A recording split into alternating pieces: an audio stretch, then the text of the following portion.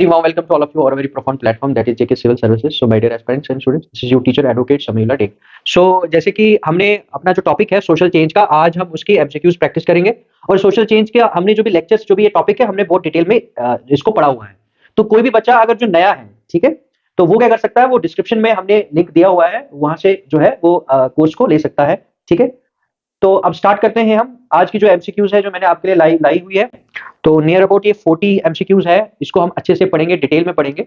और आपको ये चीज ध्यान में रखनी है कि एग्जाम में किस तरीके से हमें पूछा जा सकता है। क्या वो टॉपिक के बिल्कुल आसपास रहेगा आपका एमसीक्यू जो एग्जामिनर आपको पूछेगा, क्या वो टेक्निकल होगा या जनरल होगा या कंसेप्चुअल होगा। ठीक है, तो हम स्टार्ट करते हैं। पहला जो है हमारा एमसीक्यू है बहुत सिंपल, बहुत बड़ा सिंपल सा रखा है मैंने ताकि आप लोग परेशान ना हो।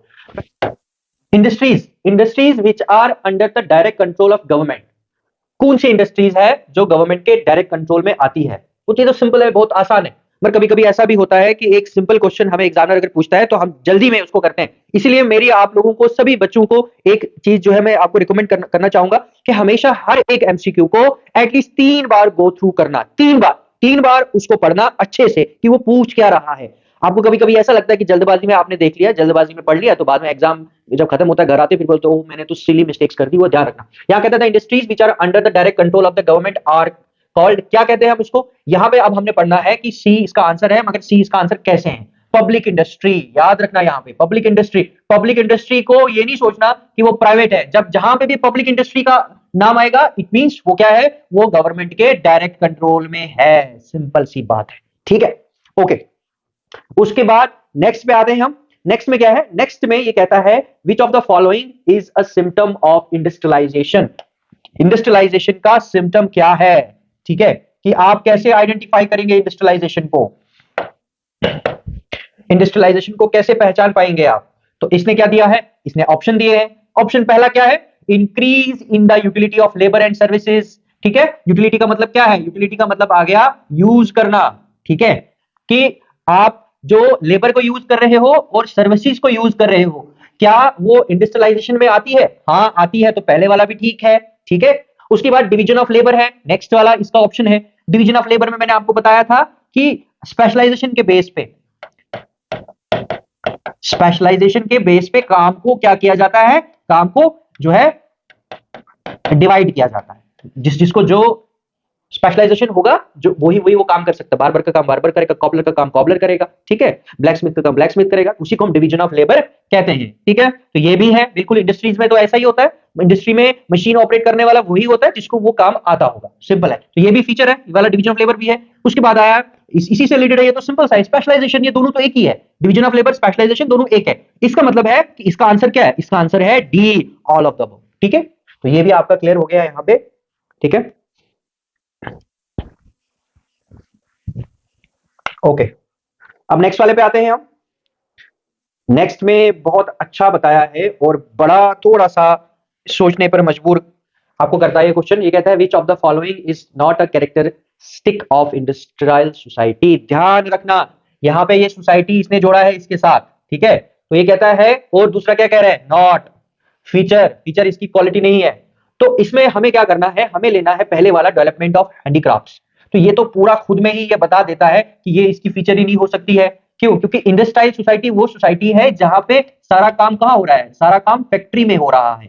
ठीक है, चीजें जो है मशीनों के जरिए मैन्युफैक्चर की जा रही है, वही तो फीचर है इंडस्ट्रियलाइजेशन की और इंडस्ट्रियल सोसाइटी की।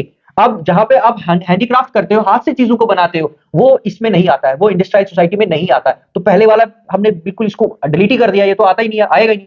उसके बाद सेकंड वाला प्रोडक्शन इन लार्ज क्वांटिटी, तो हमें पता है कि भाई इंडस्ट्रियल सोसाइटी का ये फीचर है। क्यों, क्योंकि इंडस्ट्रियल सोसाइटी में फैक्ट्री होगी, मशीनों से काम लिया जाएगा और मशीनें बहुत ज्यादा तादाद में चीजें प्रोड्यूस करेगी, तो ये वही बताता है, तो ये ठीक है। उसके बाद ये कहता है, यहाँ पे आगे कह रहा है कि पर्सनल गेन के लिए किया जाएगा, बिल्कुल फैक्ट्री ऐसी तो इसलिए तो डाली जाती है। और हाई स्टैंडर्ड ऑफ लिविंग, बिल्कुल ये भी है, हाई स्टैंडर्ड ऑफ लिविंग के लिए भी। क्यों, क्योंकि इससे काम मिलेगा, हर एक चीज फैक्ट्री में मैन्युफैक्चर होगी। इसका मतलब है ये बी, सी जो है और डी है, ये हम मानते हैं ये इंडस्ट्रियल सोसाइटी की फीचर है। मगर जो पहले वाला है डेवलपमेंट ऑफ हैंडीक्राफ्ट्स, ये इसकी फीचर नहीं है, इसलिए आपका आंसर क्या आएगा, ए आएगा। ठीक है, ओके, अब हम आगे बढ़ते हैं। अब आया नेक्स्ट वाला, ये भी बहुत, ये तो ये इंपॉर्टेंट है, इस पे थोड़ा ध्यान रखिएगा, ये इंपॉर्टेंट है ये वाला। इसमें क्या कह रहा है ये, इसको थोड़ा सा छोटा करते हैं।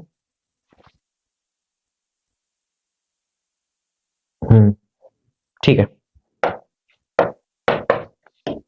इसमें क्या कह रहा है, इसमें कह रहा है what type of process is social change. ध्यान से सुनना, what type of process is social change. Mark my words, आपको इसी तरह के सिंपल सिंपल क्वेश्चंस आपको आने वाले हैं एग्जाम में। आपको लगेगा भाई बस हमने पेपर क्वालिफाई कर दिया, क्योंकि बहुत आसान है, और आसान हमेशा मुश्किल होता है, ध्यान रखना। इसलिए घबराना नहीं है। आसान को कैसे आपने क्रैक करना है, उसको कैसे सॉल्व करना है, उसको बिल्कुल ध्यान से समझना है, बस यही एक तरीका होता है। बिल्कुल ध्यान से समझोगे, आसान चाहे वो जितना भी मुश्किल क्यों ना हो, आप वो आपको सॉल्व हो जाएगा। ये कहता है व्हाट टाइप ऑफ प्रोसेस, ठीक है, इज सोशल चेंज। ठीक है, कि जो सोशल चेंज है हमने पढ़ा था वो एक प्रोसेस है, पढ़ा था कि नहीं, मगर कौन सा प्रोसेस है वो?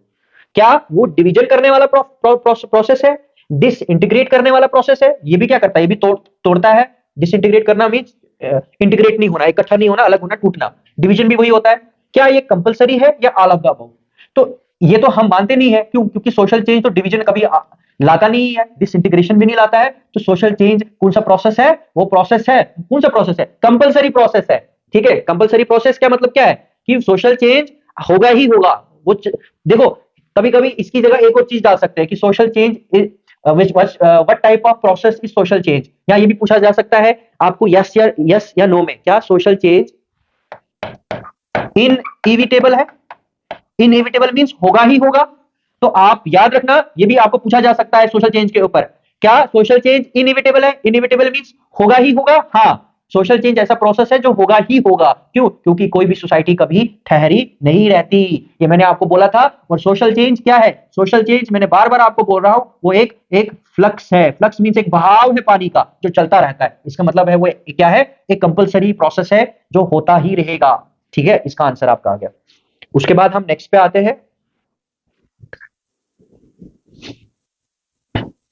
यहां पे आपने ध्यान थोड़ा सा ये, क्योंकि इनमें पूछ लेते हैं, इससे रिलेटेड कभी कभी पूछ लेते हैं, which of the following scholars have considered social change as the result of intellectual development of man। तो हमने यहाँ अंडरलाइन क्या करना है? इंटेलेक्चुअल डेवलपमेंट ऑफ मैन को, कि आदमी के दिमाग की कैपेसिटी। ठीक है, आदमी पहले केव के अंदर रहता था, फिर आप जहाज चला रहा है। आदमी पहले जो है मकान नहीं बना पाता था, केव के अंदर रहता था, आज उसने बड़े बड़े जो है इंफ्रास्ट्रक्चर, रोड, टेक्नोलॉजी क्या क्या बनाई। ये किसकी वजह से हुई है? उसके जहन की वजह से। उसकी इंटेलेक्चुअल डेवलपमेंट हम उसी को कहते हैं, उसकी अपनी खुद की दिमाग, जो उसका विजडम है वो बढ़ता रहा। अब ये किसने कहा है? किस स्कॉलर ने ये कहा है कि जो सोशल चेंज है वो किसकी वजह से होता है, वो किसकी वजह से हुआ है और होता रहेगा? वो किसने कहा है कि सोशल चेंज एक रिजल्ट है, नतीजा है किसका? किसकी वजह से? इंटेलेक्चुअल डेवलपमेंट ऑफ मैन, कि आदमी के अकल की वजह से सोसाइटी में चेंज आता है। तो यहाँ पे आपको बिल्कुल इसका कोई उतना कोई टफ फॉर्मूला नहीं है, आपको यहाँ पे ये ठीक कर देना है। अगस्त कॉम्टे, या हमें पता है इनको फादर ऑफ सोशियोलॉजी भी कहा जाता है। ठीक है, सो इसका बी आंसर है, सिंपल सा है। ठीक है, ओके, नेक्स्ट पे आते हैं हम। अब नेक्स्ट में क्या है, ये भी बहुत अच्छा है। देखो नेक्स्ट में क्या कह रहा है, नेक्स्ट में कह रहा है सोशल चेंज इज टेंजिबल है, इंटेंजिबल है, यूजफुल है, अनरिस्ट्रेन्ड है। क्या है? तो ये कहता है कि ये देखो, यही तो है ना, यही तो बेसिक है ना आपका। ठीक है, यही तो बेसिक है। ठीक है, सोशल चेंज टेंजिबल का मतलब होता है जिस चीज को हम क्या कर सकते हैं, परसीव कर सकते हैं थ्रू, मतलब टच करके। जैसे मेरे पास ये एक डिवाइस है, मैं इसको टच करके पता करूंगा अच्छा क्या है, या मैं कोई सॉफ्ट सी चीज को, मतलब जिसको हम छू सकते हैं। ठीक है, जिसको हम छू सकते हैं वो टेंजिबल है, और जिसको हम छू नहीं सकते हैं वो इनटेंजिबल है। ठीक है, जैसे सपोज करो आपने कोई गाना लिखा, वो सॉन्ग है। ठीक है, या आपका कोई आइडिया है, कोई सोच है आपकी, तो वो क्या है? उसको छू सकते हो आप? नहीं, कोई भी नहीं छू सकता। वो क्या है? इनटेंजिबल। जिसको छू सकते हैं वो टेंजिबल है। तो ये कहता है सोशल चेंज क्या है? सोशल चेंज इनटेंजिबल है। ठीक है, तो उसको कैसे आप छू सकते हो? नहीं छू सकते, सिंपल सी बात है। ओके, आगे नेक्स्ट पे आते हैं, सोशल चेंज। अब आगे क्या कह रहा है, ये भी बड़ा इजी है। सोशल चेंज क्या है? इसने कहा कि जो सोशल चेंज है नॉट नेसेसरी, ये हमने पीछे, अगर पीछे वाला अच्छे से पढ़ लिया होगा, ये भी आपको आ जाएगा। Equally at all places. ठीक है, कि हर जगह सोशल चेंज बराबरी होता है। ये तो है ही नहीं, बराबर ही नहीं होता है, वेरी करता है। गांव में सोशल चेंज बड़ा स्लो आता है, शहरों में तेजी के साथ आता है। डेवलप्ड कंट्रीज में सोशल चेंज तेजी के साथ आता है, हमारी कंट्रियां जो है, जो बैकवर्ड कंट्रीज और भी होंगी, उनमें सोशल चेंज स्लो आता है। तो हर जगह एक जैसा सोशल चेंज नहीं होता है ये, और उसके बाद ये भी नहीं है। तो हमारा आंसर है कौन सा वाला? हमारा आंसर है यहाँ पे, ये यहाँ पे गलत लिखा है, ए बी सी, ये डी है, ठीक है, डी है, ठीक है।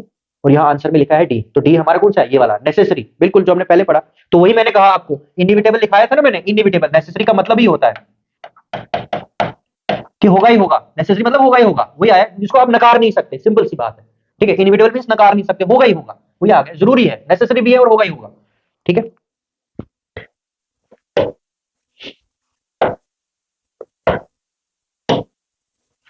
ओके, नेक्स्ट पे आते हैं। यह भी बहुत अच्छा है क्वेश्चन। एमसीक्यूज की प्रैक्टिस से ही आपकी कंसेप्ट्स क्लियर होंगे कि कैसे आएगा।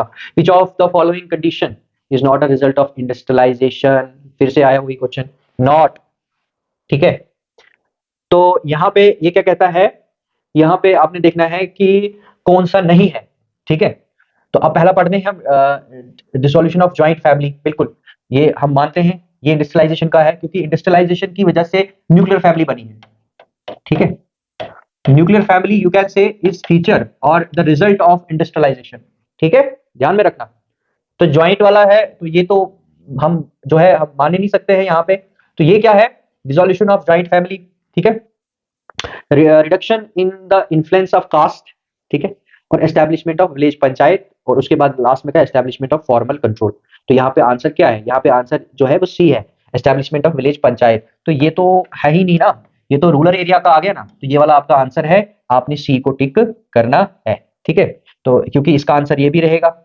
फॉर्मल कंट्रोल क्या आ गया? फॉर्मल कंट्रोल मींस पुलिस बनेगा, पुलिस का एस्टेब्लिशमेंट होगा, ठीक है, लॉ बनेगा, हाँ, कोर्ट्स का सिस्टम होगा, ठीक है। तो फॉर्मल कंट्रोल आ गया वो तो इंडस्ट्री के आने से ही हुआ, ठीक है। डिसोल्यूशन ऑफ जॉइंट फैमिली, ठीक है, तो जॉइंट फैमिली टूट जाएगी, तो वही मैंने कहा वो क्या बनेगी? न्यूक्लियर फैमिली बनेगी, ये भी है। और उसके बाद है in reduction in the influence of caste, caste system कहां प्रिवेल करता है? वो प्रिवेल करता है विलेज में, करता है कि नहीं? तो इंडस्ट्रियलाइजेशन अर्बन एरियाज में कास्ट सिस्टम का कोई रोल नहीं है, इसीलिए हमने किसको टिक करना है? सी वाले को, क्योंकि ये क्या कह रहा है? ये नॉट कह रहा है, इज नहीं कह रहा है, ठीक है। ओके, ये वाला समझ नहीं आया होगा, एक बार फिर से रिपीट करके इसको देख लेना, समझ आ जाएगा ये क्या पूछ रहा है ये। ओके, नेक्स्ट पे आते। नेक्स्ट में क्या कह रहा है ये? नेक्स्ट में कह रहा है ये, which process is most effective in case of industrialisation? Industrialisation के प्रोसेस में कौन सा इंपॉर्टेंट है? तो यहाँ पे आपको ये सीधा सीधा पकड़ लेना है आपने, सी वाला, कंपटीशन, बिल्कुल, क्योंकि उसमें कंपीट है, एक इंडस्ट्री होगी, दूसरी होगी, तीसरी होगी, ठीक है। कॉर्पोरेशन तो नहीं है ना। इंडस्ट्रियलाइजेशन इसलिए बनी है ताकि आदमी अपने प्रॉफिट को ज्यादा से ज्यादा क्या कर सके? मैक्सिमाइज कर सके, ठीक है। तो वो तो कॉर्पोरेशन से थोड़ी है, ठीक है। ऑपोजिशन वाला तो एक अलग चीज है। तो यहाँ पे आपका आंसर क्या है? कंपटीशन। तो ये है कि इंडस्ट्रियलाइजेशन जो है, ये जो है एक आप कह सकते हो process is most effective in case of industrialisation, that is the competition. वो तो हमें पता है। So you have to relate competition with industrialisation, simple है, आपको सारा फिर समझ आ जाएगा। ओके, नेक्स्ट पढ़ते हैं हम। नेक्स्ट है हमारा, the condition of installing modern machines in the place of old machine is called, very important. Answer है बी। देखो यहां पे क्या कह रहा है? ये कहता है condition of installing modern machines in place of old machines, ठीक है। तो यहां पे कहता है कि हम क्या करते हैं यहाँ पे, कि हमने क्या किया है? मॉडर्न मशीन्स को इंस्टॉल किया, ठीक है। मॉडर्न मशीन्स आई, और मॉडर्न मशीन्स किसकी जगह आई? ठीक है, ओल्ड मशीन्स। अच्छे से ध्यान देना, ऐसा ना हो कि उल्टा इसका आंसर लिख दो, ठीक है। अगर ये आपको ऐसा दिया होता कि यहाँ पे लिखा होता इन प्लेस ऑफ मशीन्स, नहीं होता, इन प्लेस ऑफ क्या लिखा होता? In place of old method लिखा होता, ठीक है। तो हम उसको आंसर क्या देते तब? इंडस्ट्रियलाइजेशन। अब क्या लिखा है यहाँ पे? इन्होंने लिखा है मशीन्स। क्या लिखा है? मशीन्स लिखा है। तो मशीन्स का मतलब यह है कि यहाँ पे भी मशीन है, यहाँ पे भी मशीन है, तो ये एक ही टाइम की बात कर रहा है, ठीक है, एक ही सोसाइटी की बात कर रहा है, कि इंडस्ट्रियलाइजेशन ही सोसाइटी की बात कर रहा है। फर्क ये है कि जैसे एक नई मशीन आई तो कुछ देर के बाद वो थोड़ी आउटडेटेड हो जाती है, अब उसको रिप्लेस करके दूसरी मशीन को लाया जाएगा, ठीक है। वो ये उसकी बात कर रहा है। तो इंडस्ट्रियलाइजेशन वाला ही सोसाइटी है, यहाँ पे कंफ्यूज नहीं होना है। यहाँ पे क्यों? यहाँ पे भी मशीन है, यहाँ पे भी मशीन है, फर्क कितना है? ये ओल्ड मशीन है, ये न्यू मशीन है। तो उसको हम कहते हैं रैशनलाइजेशन के बेस पे, ठीक है, ताकि वो नई मशीन जो है वो पहली वाली मशीन से ज्यादा बेहतर काम करेगी, इसीलिए सिंपल सी बात है। यहाँ कभी कभी एग्जामिनर इस तरह के क्वेश्चन डालता है आपको ना एकदम कंफ्यूज करने के लिए, तो ये ध्यान में रखना। उसके बाद नेक्स्ट पे आते हैं हम, ठीक है। नेक्स्ट वाला हमारा है industrialisation is most necessary for which category of country. बिल्कुल बिल्कुल, किस किस कंट्री के लिए जो है वो जरूरी है। आप बोलोगे ये तो सर बहुत आसान है, इसमें क्या है, हम कर लेंगे। तो कभी कभी कुछ महापुरुष ऐसे भी होते हैं एग्जाम में, वो लिख देते हैं बैकवर्ड कंट्री के लिए इंडस्ट्रियलाइजेशन बहुत जरूरी है। नहीं, यहाँ पे आंसर क्या है, वहां आपका ए है, डेवलपिंग कंट्री के लिए, ठीक है। हाँ, इंडिया जैसी कंट्री के लिए इंडस्ट्रियलाइजेशन बहुत जरूरी है। तो बैकवर्ड नहीं आएगा, बैकवर्ड में तो इंडस्ट्री का कंसेप्ट अभी उस हिसाब से शुरू ही नहीं हुआ, एग्रीकल्चर में तो पॉसिबल ही नहीं है ना, ठीक है। तो डेवलपिंग में आया कि जो तरक्की कर रही कंट्रियां है उनके लिए जो है इंडस्ट्रियलाइजेशन जो है बहुत जरूरी है, वो इसी में फॉल करती है। तो हमारी इंडस्ट्री में, इंडिया में क्या है, इंडिया डेवलपिंग कंट्री में है, तो इसमें इंडस्ट्रियलाइजेशन है और इसमें इंडस्ट्रियलाइजेशन का होना बहुत जरूरी है। तो ऐसा ना हो कि लिख के आओगे बैकवर्ड, ठीक है, वो गलती नहीं करना। नेक्स्ट पे आते हैं। नेक्स्ट क्या है, which of the following features are found in the present Indian society. ये भी इंपॉर्टेंट है।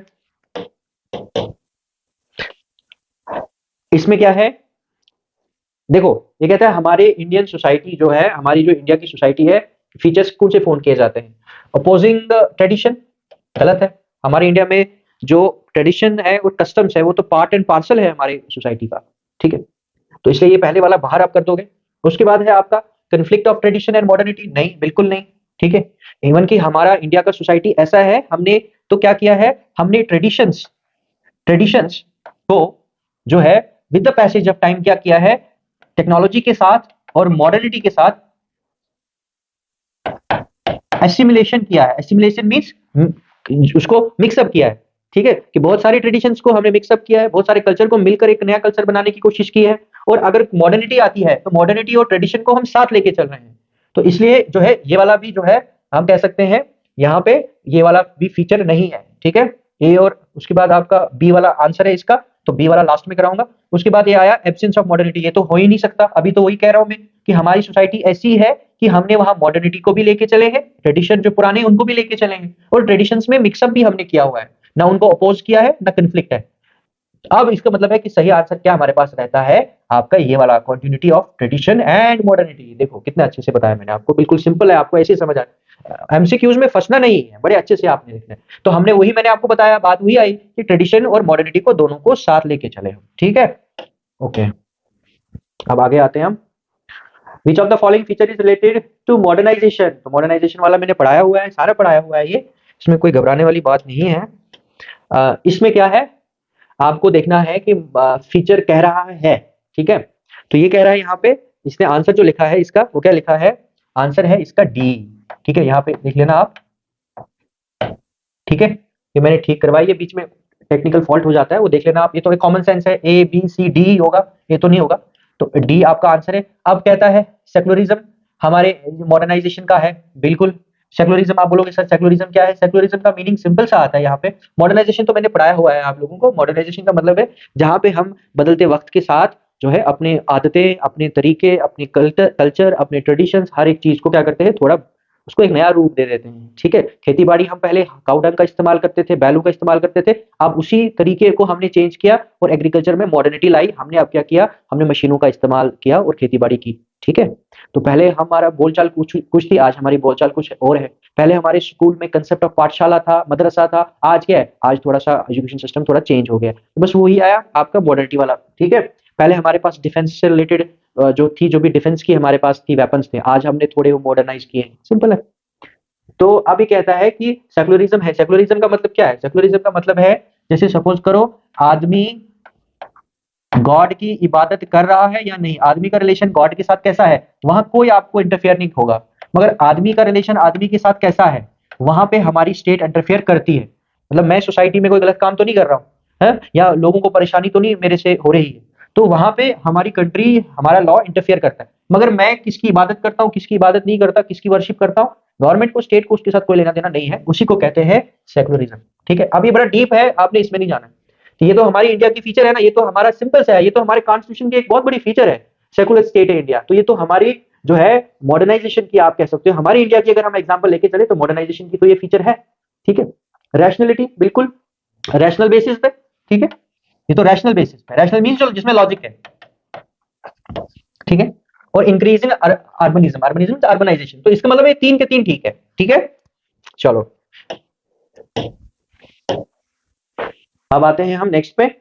The concept of modernization is related to the adoption of certain values. Which of the following value is not related to modernization? ठीक है, इसमें क्या कह रहा है ये कि कौन सा जो है वैल्यू मॉडर्नाइजेशन से नॉट कह रहा है, रिलेट नहीं करता। तो यहाँ पे वैल्यू और मॉडर्नाइजेशन की बात हो रही है, ठीक है। तो आंसर इसने क्या दिया है, आंसर यहाँ पे इसने दिया हुआ है आंसर बी, ठीक है, डिपेंडेंस ऑन फॉर्मल रिलेशन, ठीक है। ये कहता है कि concept of modernisation is related to the adoption of certain values, ठीक है। सर्टेन वैल्यूज का मतलब ये है, मॉडर्नाइजेशन का मीनिंग वही आ गया कि तरीका, ठीक है, हमारा वे क्या है, हमारे तरीके क्या है, ठीक है। पहले हम सलाम करते थे, तो अब क्या है, हमारे वैल्यूज में क्या मॉडर्निटी कैसे आई, अब हम क्या करते हैं, हम हमें गुड मॉर्निंग विश करते हैं, ठीक है। ये भी हमारे वैल्यूज का ही एक जो है, एक आप कह सकते हो एक फीचर है। तो ये तो सही कह रहा है, वही तो कह रहा है, ठीक है। हमने क्या किया है, नई वैल्यूज को अडॉप्ट किया है। अब ये कहता है कि which of the following is not related to modernisation, अब बताओ कौन से, एक्सेप्टेंस ऑफ न्यू आइडियाज, तो ये तो है, हा? ये तो है आपका, ये वाला एग्री हम करते, जो अभी मैंने समझाया। उसके बाद कहता है कमिटमेंट टू सोशल जस्टिस, ठीक है, कमिटमेंट टू सोशल जस्टिस जो है ये वाला भी है। उसके बाद use of science and technology, ये वाला भी है। तो इसका मतलब है जो बी वाला है, बी वाला नहीं है, डिपेंडेंस ऑन इनफॉर्मल रिलेशन। तो ये तो ऑटोमेटिकली, ये हमने क्या कर दिया, इसको मतलब एक्सक्लूड कर दिया। ये भी कभी कभी एक तरीका हम इस्तेमाल करते हैं, कभी कभी आपको जब आंसर अगर पता नहीं हो, थोड़ा बहुत पढ़ा हो, तो आपने इस टेक्निक से आंसर को निकालना है, एक्सक्लूड करना है, ठीक है। ये समझ आया, मॉडर्नाइजेशन एंड वैल्यूज, ठीक है। तो जो हमारे तौर तरीके हैं उनमें हमने थोड़ा सा चेंज लाया। तो ये कहता है कि ये तो सारे रिलेट करते हैं बिल्कुल, मगर ये वाला रिलेट नहीं करता है, ये तो इसलिए ये जो किसका आंसर है, ये है this is not related to the modernisation as far as values are concern. कौन सा वाला, हमारा वाला B, so B is the answer. जिसने अच्छे से पढ़ा होगा ना लेक्चर मेरे वाले जो सोशल चेंज के ऊपर, उसके लिए कोई प्रॉब्लम नहीं होगी। अब ये है, ये एक का डेफिनेशन है, डेफिनेशंस भी पूछ सकते हैं आपको, डेफिनेशन तो हजारों के हिसाब से है, तो देख लेना, आप आ सकती है definitions. As a sociologist we are directly concern only with social relation.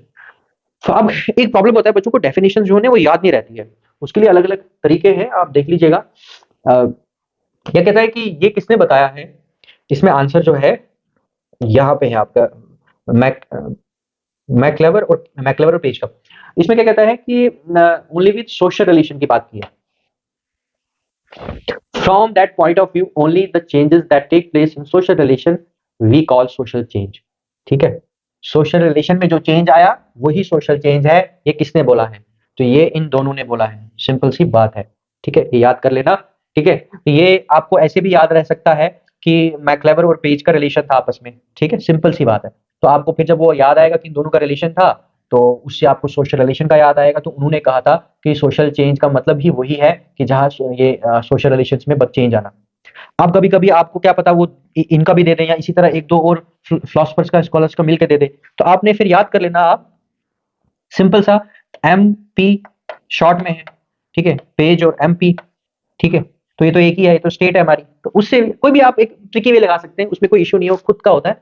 एक दो बार अगर पढ़ेंगे और रिलेट करेंगे तो आपको ऑटोमेटिकली याद हो जाएगा कि सोशल रिलेशन ही सोशल चेंज है, वो मैक्लेवर और पेज ने बोला था। जब दो दो बार आप उसको रिपीट करेंगे, आपको कोई इसके लिए कोई वो अलग से कोई कोड लगा के याद करने की जरूरत नहीं पड़ेगी, आराम से याद हो जाएगा। Continuous change is a certain in a certain direction is called क्या है, बिल्कुल ये बड़ा इंपॉर्टेंट है भाई।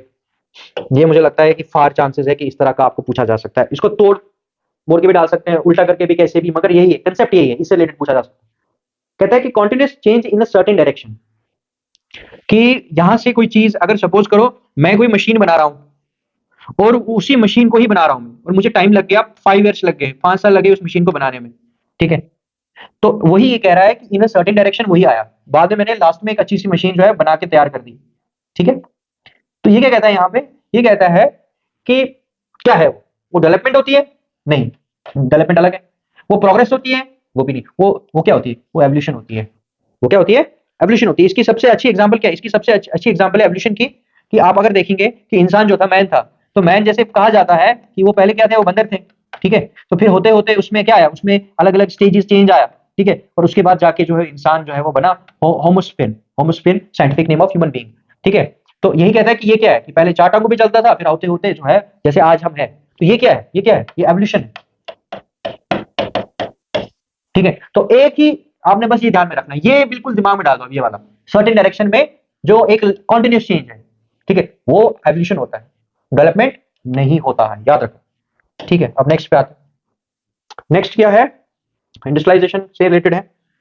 अब इसमें क्या कह रहा है, ये इसमें कह रहा है industrialization means a situation in which the first farmer और business society begins to change into the condition of an industrial society whose assertion is this। बिल्कुल, ये किसने कहा है, ठीक है, ये है आपका क्लार्क रे ने कहा है। क्लार्क रे ने क्या कहा हुआ है कि ऐसी सिचुएशन जहां पे फर्स्ट फार्मर और बिजनेस सोसाइटी चेंज होती है, ठीक है, into the condition of a industrialised society, ठीक है। तो ये किसने बोला हुआ है, ये क्लार्क रे ने बोला है। बिल्कुल इसको कोई समझना नहीं है, इसको बिल्कुल सीधा सा याद कर देना, ठीक है। उसके बाद नेक्स्ट है industrialisation is a process of technological development whose view is this.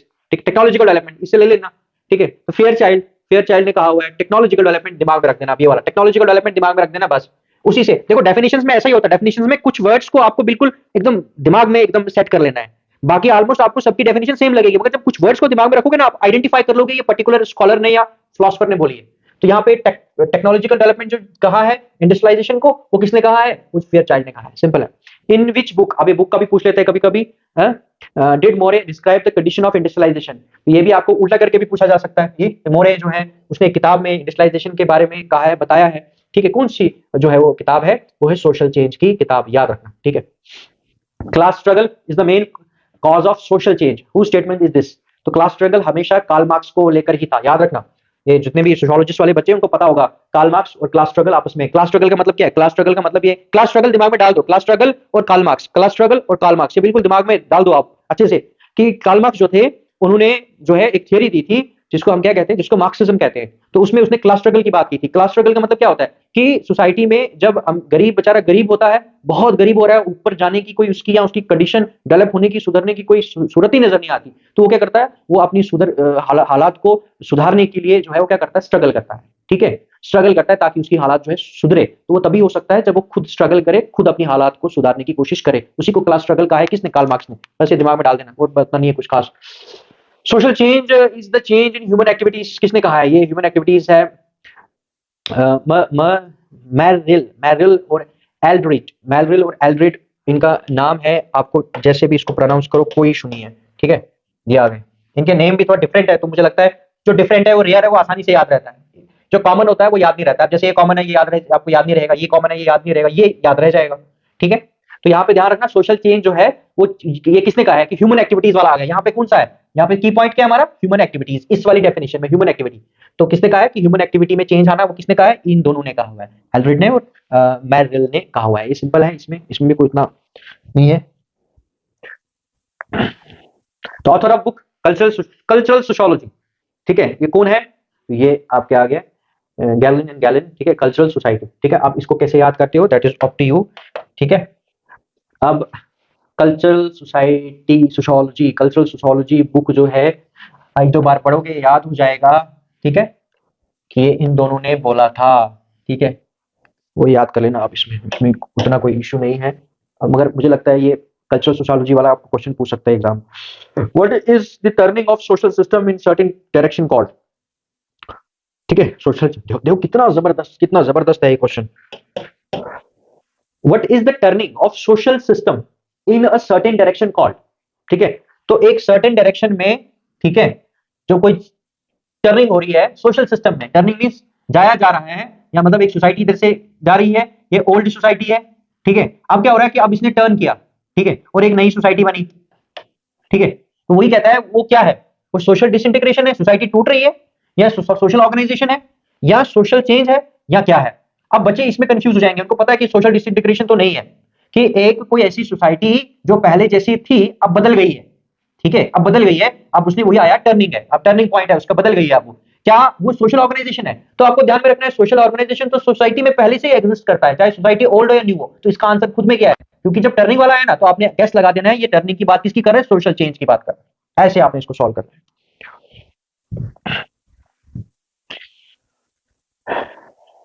ठीक है, डी